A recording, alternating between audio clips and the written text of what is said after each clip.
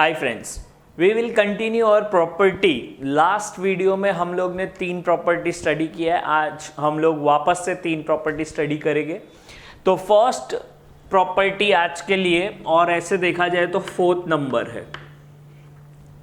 4th property, if you multiply determinant with certain constant k, अगर आपने ऐसे determinant को k से मल्टीप्लाई किया तो ये जो मल्टीपल है वो किसी भी एक रो या एक कॉलम से आपको मल्टीप्लाई करना है।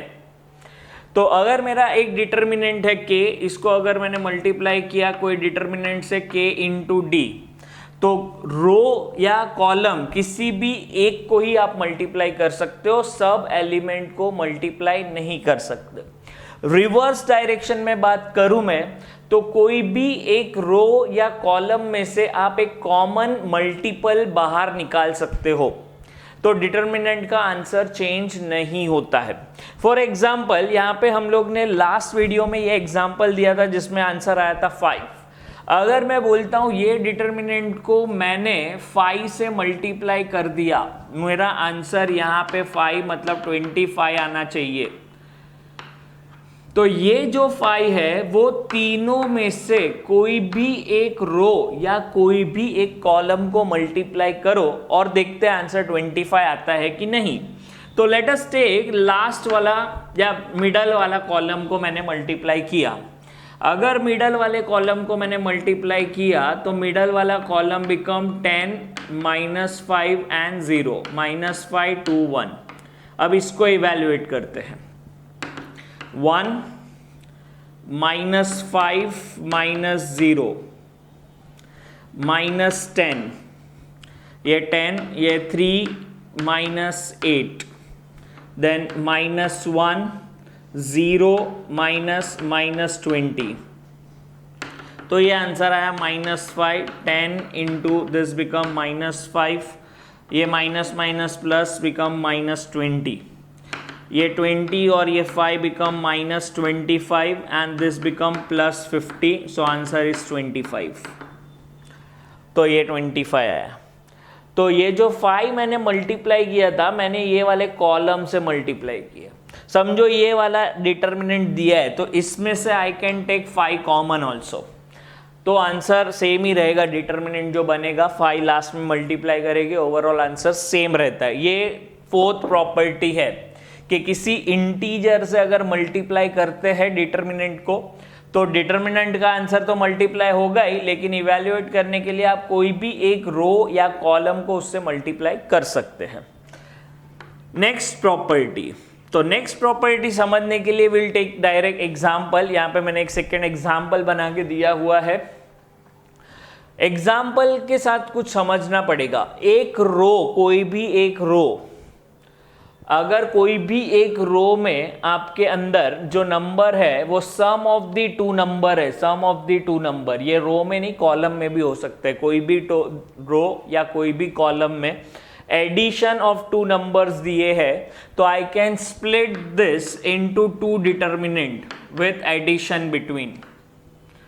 अब ये जो डिटर्मिनेंट बनेगा वो a1 b1 c1 a2 b2 c2 and a3 b3 c3, and दूसरा वाला होगा x1 y1 z1 a2 b2 c2 and a3 b3 c3।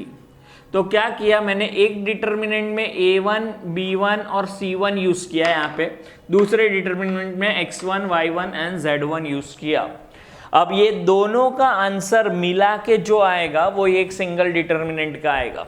तो एनी रो और column is written as sum of 2 number, then we can split this into 2 determinant. ये इसका property है। ये 5th property हमने सीखा। 6th प्रॉपर्टी सबसे important है। 6th प्रॉपर्टी सबसे इंपॉर्टेंट है। वो क्या बोल रहा है कि रो और कॉलम पे आप कुछ ऑपरेशंस कर सकते हो। अब ऑपरेशन यहाँ पे मतलब रिप्रेजेंट होता है एडिशन और subtraction with another row and column. तो यहाँ पे एक एग्जांपल ले रहा हूँ मैं 3rd, इसमें आपको कुछ समझाने की कोशिश करता हूँ। सबसे पहले तो ये डिटर्मिनेंट दिया है, मुझे बोला इवैल्यूएट। मुझे नंबर देख के ही थोड़ा डर लगने लगा कि 15, 20 इतना बड़े बड़े नंबर को मैं इवेल्युएट कैसे करूँगा। तो अब मैं कुछ प्रॉपर्टी यूज़ करता हूँ। ये जो रो है इसमें से कुछ कॉमन ले सकते हैं, इट इज मल्टीपल ऑफ 5, तो आई विल टेक 5 कॉमन। जैसे ही मैंने 5 लिया यहाँ पे तो ये हो गया 3, 4 एंड 5, नंबर छोटे हो गए, अच्छी बात है। नीचे वाले नंबर में से भी मैं कुछ कॉमन ले सकता हूं, तो मैंने समझो पहले 4 कॉमन लिया। अगर 4 कॉमन ले रहा हूं मैं तो यहां पे कितना आएगा, तो 8, यहां पे आ जाएगा नंबर 11, और यहां पे 4 1 जा 4 एंड 4 6 जा 16, ये आ गया। 4 कॉमन ले लिया। अब नंबर्स थोड़े से छोटे हो गए, इसको इवैल्यूएट करना है। लेकिन इसको भी इवैल्यूएट करने से पहले ऑपरेशन समझ लो, C1, C2 और C3, ये मैंने कॉलम ऑपरेशंस ले रहा हूं मैं। देखोगे तो पहला एलिमेंट यहाँ पे 1 और यहाँ पे भी 1 है, और यहाँ पे 1, यहाँ पे भी 1 है, ये सब 1 1 1 है। इनको मैं ऐड सब्ट्रैक्ट कर सकता हूं, दैट मीन्स C2 पे एक ऑपरेशन करेंगे, C2 माइनस C1, मतलब जितने भी C2 के एलिमेंट है उसको C1 में से माइनस कर दो। तो ये कैसा होने वाला है, 1 3 8 तो रहेगा ही, माइनस करो तो 1 minus 1 become 0, 4 minus 3 become 1, 11 minus 8 तो ये बनेगा 3। ये ऑपरेशंस ऐसा होता है। सिमिलरली C3 पे भी एक ऑपरेशन कर रहा हूं मैं, C3 पे C3 माइनस C1, वापस से C3 माइनस C1 तो 0 हो गया, 5 माइनस 3 मतलब ये 2 हो गया, 16 माइनस 8 मतलब ये 8 हो गया, ये ऐसा बन गया डिटरमिनेंट। ये ऑपरेशंस मैंने किए हैं, ये रो ऑपरेशन की है। पर ज़रूरी नहीं है यहाँ पे C2 minus C2 minus C1 ही कर सकते हैं, दूसरे ऑपरेशंस भी कर सकते हैं। और ऐसा भी नहीं है कि सिर्फ सब्ट्रैक्शन हो सकता है, it can be C2 minus 4C1 ऐसा भी लिख सकते हैं, या C2 माइनस प्लस 4C1 ऐसा भी लिख सकते हैं।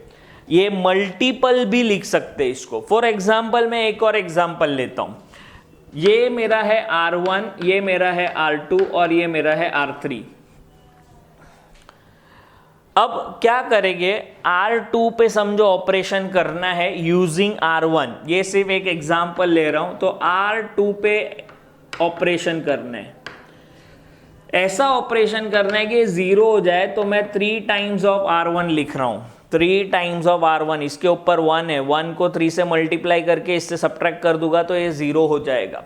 तो अब ये ऑपरेशन होने के बाद देखो क्या चेंजेस होते हैं, 1 0 0, यहाँ पे 8 3 8 रख दिया मैंने, R2 मतलब ये 3 माइनस 3 इंटू इसके ऊपर वाला 1, तो 3 माइनस 3 बिकम 0। यहाँ पे R2 1 माइनस 3 इंटू इसके ऊपर वाला which is 0, so 1 minus, side में लिखता हूँ 1 माइनस 3 इंटू 0 मतलब इट रिमेन 1, एंड सिमिलरली 2, यहाँ पे 2 माइनस 3 इंटू 0 विच रिमेन 2, ये और जीरोस आ गए। जितने डिटर्मिनेंट में 0 होते हैं उतना वो सिंपल होता है कैलकुलेशन करने में, तो इसको बाद में हम इवेल्युएट कर सकते हैं। ये लास्ट प्रॉपर्टी है जहां पे ऑपरेशंस करने के बाद भी डिटर्मिनेंट का आंसर चेंज नहीं होता है। तो ये आपका एक होमवर्क क्वेश्चन है, इसका आंसर आप लोग प्रॉपर्टी से निकालोगे और जो भी आंसर आएगा वो कमेंट बॉक्स में कमेंट करोगे।